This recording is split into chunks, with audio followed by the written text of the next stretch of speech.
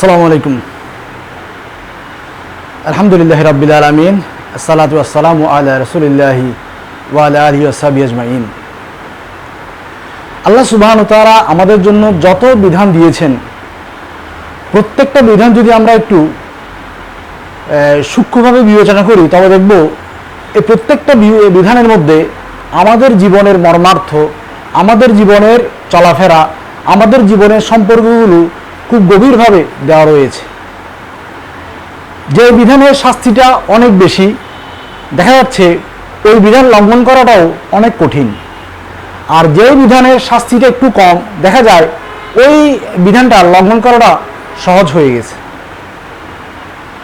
তদ্রূপ একটা বন্ধন হচ্ছে আত্মীয়তার সম্পর্ক, আত্মীয়তার বন্ধন।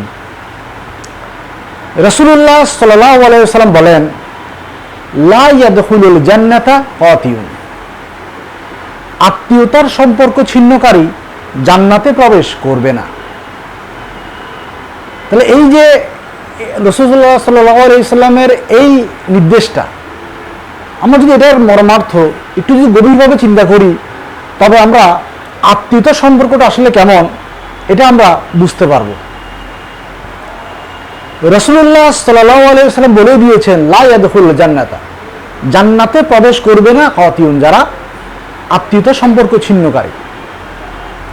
তো জান্নাতে প্রবেশ করতে না পারা মানে হচ্ছে কি, ওই লোকটা এত বেশি খারাপ হয়ে গেছে, সে এত বেশি নিচু প্রকৃতির হয়ে গেছে, অর্থাৎ সে তার অবস্থান হয়ে যাবে কোথায়? জাহান্নামে। জান্নাতে প্রবেশ করবে না এর অর্থ হচ্ছে কি, তার স্থান হচ্ছে জাহান্নাম। তাহলে এখানে বোঝা যাচ্ছে যে আত্মীয়তার সম্পর্ক, এই সম্পর্কটা এত বেশি দৃঢ়, এত বেশি জোরালো, এত বেশি গভীর যে এটাকে ছিন্ন করা যায় না। মানে ছিন্ন করা অত্যন্ত কঠিন। যে এই আত্মীয়তার সম্পর্ক ছিন্ন করে ফেলবে, মানে সে এত বেশি নিকৃষ্ট হয়ে যায়, তার জন্য জান্নাতটা হারাম হয়ে যায়। আমরা যদি আমাদের নিজেদের দিকে একটু লক্ষ্য করি, দেখব আসলে আত্মীয়তার সম্পর্কটা কত বেশি গভীর। ধরুন আপনার কোনো একজন আত্মীয়, সে বিদেশে চলে গেছে, সে 5 বছর 10 বছর সে বিদেশে ছিল, ইউরোপ, আমেরিকা, অস্ট্রেলিয়া কোনো একটা কান্ট্রিতে ছিল, আপনার সাথে কোনো যোগাযোগ নেই। আপনি তার Facebook, Messenger, WhatsApp, phone number কোনো কিছু জানেন না, সেও আপনার কোনো কিছু জানে না। হয়তোবা ব্যস্ততার কারণে কেউ কারোর সাথে যোগাযোগ করারও সুযোগ হয় না। সেই আত্মীয় আপনার যদি 10 বছর পরে, 15 বছর পরে আবার দেশে ফিরে আসে, তখন দেখবেন আপনার সেই আত্মীয় আপনাকে খুঁজে বের করে নিবে। যেহেতু সে আপনার বাসার ঠিকানা আগে থেকে জানে, সে আপনার ঘরে এসে উপস্থিত হবে এবং আপনি তাকে দেখে যে পরিমাণ আনন্দিত হবেন, এবং সে আপনাকে দেখে যতটা আনন্দিত হবে, এটা শুধুমাত্র আত্মীয়তার সম্পর্কের মধ্যে সম্ভব। মানে এই সম্পর্কটা ছিন্ন হয়ে যায় না। ধরুন আপনার একজন বন্ধু, আপনার একজন কলিগ, আমাদের লাইফে যে বন্ধু সার্কেল গড়ে ওঠে, দেখা যায় শুরু হয় শৈশব থেকে। শৈশবের বন্ধু, কৈশোরের বন্ধু, স্কুল লেভেলের বন্ধু, কলেজ লেভেলের বন্ধু, বিশ্ববিদ্যালয় লেভেলের বন্ধু, এরপর যখন আমরা কর্মক্ষেত্রে যাই, কর্মক্ষেত্রের বন্ধু, এরপর যখন আমি ধর্মীয় ক্ষেত্রে আমার চিন্তা চেতনা, আমার বিশ্বাস যখন ভিন্ন হয়ে যাবে, যাদের সাথে আমার ধর্মীয় চিন্তা চেতনা মিলবে, আমার সাথে তাদের একটা দৃঢ় সম্পর্ক হবে, এখানে একটা বন্ধুত্বের একটা সার্কেল তৈরি হবে। আপনি নিজেকে নিয়ে চিন্তা করে দেখুন যে যার সাথে আপনি প্রাইমারি স্কুলটা অতিক্রম করেছেন, তার সাথে আপনার বিশ্ববিদ্যালয়ের এই লেভেল শেষ করার পর আপনার চাকরি জীবনে এসে, কর্মক্ষেত্রে এসে তার সাথে সম্পর্কটা কি আছে? হতে পারে রাস্তায় দেখা হলে কথা হয়, কিরে কেমন আছিস, ভালো আছিস, এতটুকুই।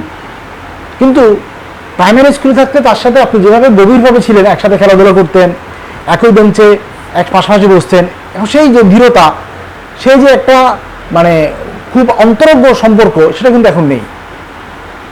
একই রকমভাবে আপনার হাই স্কুল, আপনার কলেজ, এমনকি আপনি বিশ্ববিদ্যালয়ের ক্ষেত্রেও দেখেন, এই একই বিশ্ববিদ্যালয়ে পড়েছেন, যখন আপনি আপনার কর্মক্ষেত্রটা, আপনি বিশ্ববিদ্যালয় থেকে যে ডিপার্টমেন্ট থেকে পড়াশোনা করেছেন, আপনার বন্ধু একই ডিপার্টমেন্টে পড়াশোনা করেছে, আপনি আপনার পরবর্তীতে কর্মক্ষেত্রে চেঞ্জ করে ফেলেছেন, আপনি এমন কর্মক্ষেত্রে চলে গেছেন যে আপনার বিশ্ববিদ্যালয়ে আপনি যে সাবজেক্টের উপর পড়াশোনা করেছেন সে কর্মক্ষেত্রে আপনি আর নেই, আর আপনার বন্ধু ওই সাবজেক্টে বের হয়ে ওই কর্মক্ষেত্রের মধ্যে রয়ে গেছে।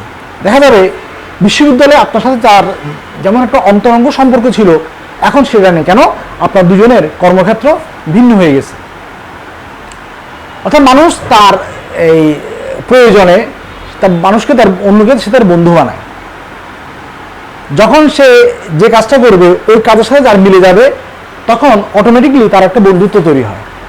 যখন কাজের প্রয়োজন ফুরিয়ে যায় তখন অটোমেটিকলি ওই সম্পর্কের মধ্যে একটা শিথিলতা চলে আসে। যেমন ধর্মীয় সম্পর্কগুলোর মধ্যে দেখেন যে আমরা মুসলিমরা কেউ আহলুল হাদিস কেউ হানাফি। তো এখানে দেখেন যে আহলুল হাদিস সে তার ধর্মীয় ক্ষেত্রে অন্য আহলুল হাদিসদেরকে সে বন্ধু বানিয়ে নিয়েছে, আর হানাফিরা তার অন্য এই হানাফি বন্ধুদেরকেই বন্ধু বানিয়ে নিয়েছে। আবার দেখা যায় তাদের মধ্যে যদি কোনো সমস্যা হয় একে অপরকে ছেড়ে চলে যায়, আর কখনো সম্পর্ক আর রাখে না।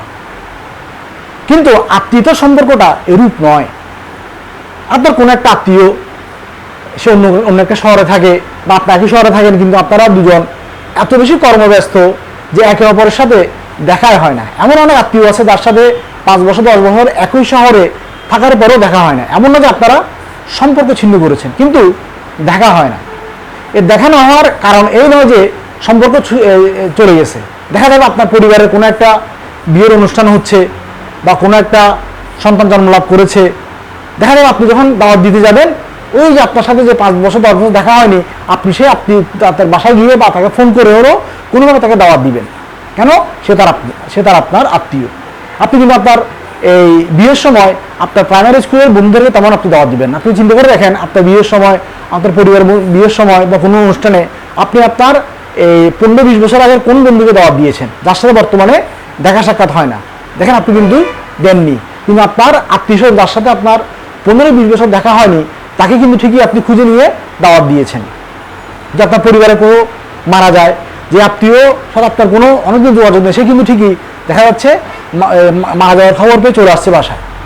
এটা হচ্ছে আত্মীয়তার সম্পর্ক। অর্থাৎ এই যে আত্মীয় শব্দটা হচ্ছে আত্মা থেকে, মানে আল্লাহ সুবহানাহু ওয়া তাআলা অটোমেটিক্যালি একজন মানুষের আত্মীয়ের সাথে তার আর আত্মীয়ের অন্তরে এমন একটা বন্ধন জুড়ে দিয়েছেন যে বন্ধনটা